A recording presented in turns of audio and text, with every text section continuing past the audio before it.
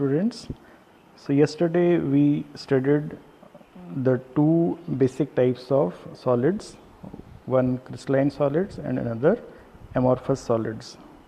Today we are going to discuss types of solids. So crystalline solids, they can be classified into four categories.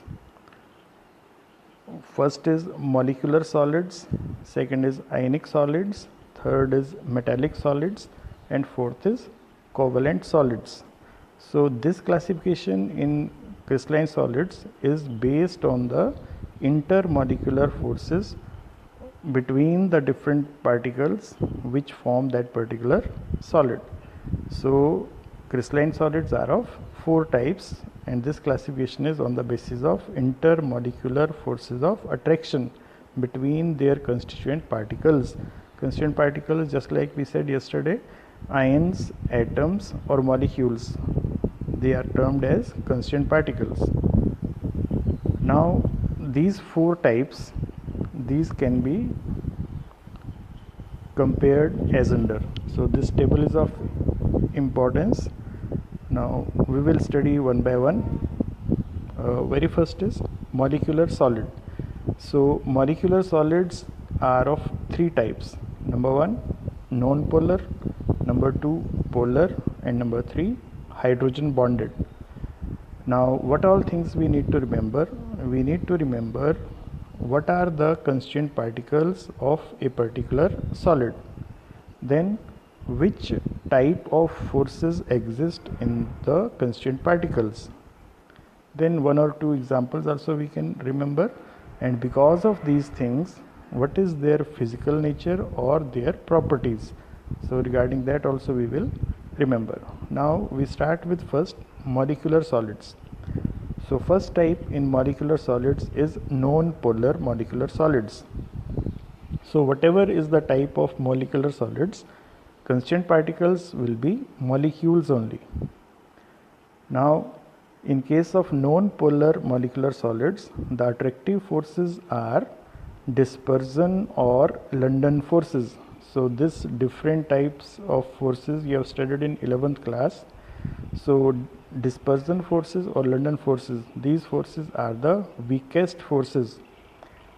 So in non-polar molecular solids, there is existence of weakest forces of attraction.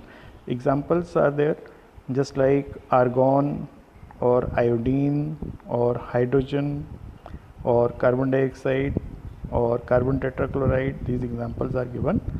So in such molecules, there is weakest force of attraction, and that force is termed as dispersion or London force.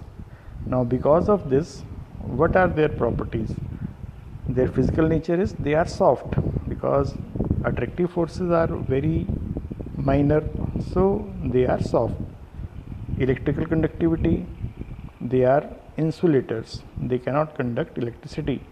And melting point, since they can be broken down very easily, so their melting point value is very low. Now second category in molecular solids is polar molecular solids. So constituent particles will be molecules only.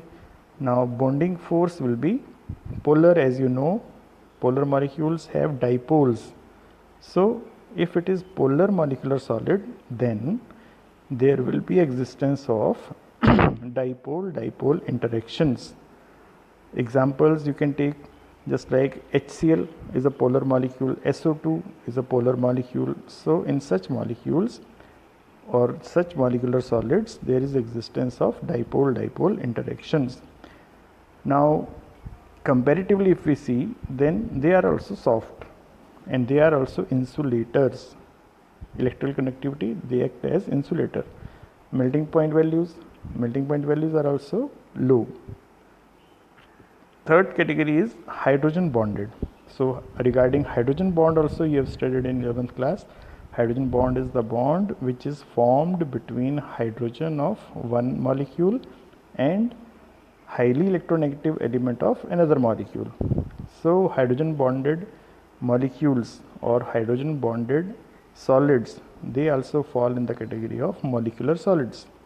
So one simple example of this is ice. So in case of ice, there is existence of hydrogen bonding, and physical nature is they are hard. Electrical conductivity, they are insulators. Melting point values are low. So this was about molecular solids. Now ionic solids. Ionic solids, they have constituent particles, ions, and their attractive forces are electrostatic forces. Now these are the stronger forces of attraction. So because of existence in ions, positive and negative charges, they attract each other and it forms a very strong bond. So this is called ionic bond. Examples are sodium chloride, zinc sulfide, calcium fluoride, etc. Now they are hard but brittle, means they can be broken down. So they are hard otherwise. Now electrical conductivity, if we take them in solid state, then they do not conduct, then they behave as insulators. But if we take them in molten state or in aqueous solution, then they show wonderful conducting nature. So this way you have to remember, an ionic solid is conducting in nature only when it is taken in aqueous state or in molten form. Okay, and melting point values are also very high.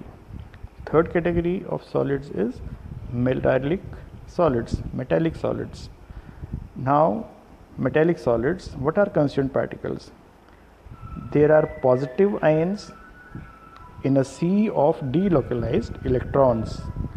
So in case of metallic solids, positive ion is surrounded by a large number of electrons, and this creates attractive force. So this attractive force is called metallic bonding. Examples, you can take all the metals just like iron, copper, silver, magnesium. Their physical nature is they are hard but they are malleable and ductile. Now because of presence of these delocalized electrons, they are very good conductors in solid state as well as in molten state, and their melting point values are fairly high, means they are not too much but they are fairly high. Comparatively, if we see, they will be having higher values of melting points. Fourth category of solids are covalent or network solids. Constituent particles for covalent or network solids are atoms, and attractive forces are covalent bond. So there is existence of covalent bond. You have studied what is covalent bond, where there is mutual sharing of electrons. Such bonding is called covalent bonding. So examples you can say just like quartz or diamond. In case of graphite also there is existence of such bonding. Now it depends on substance to substance. They may be hard, they may be soft, they may conduct, they may not conduct. So it depends on substance to substance. Just like quartz is the example, that is very hard and it is insulator also.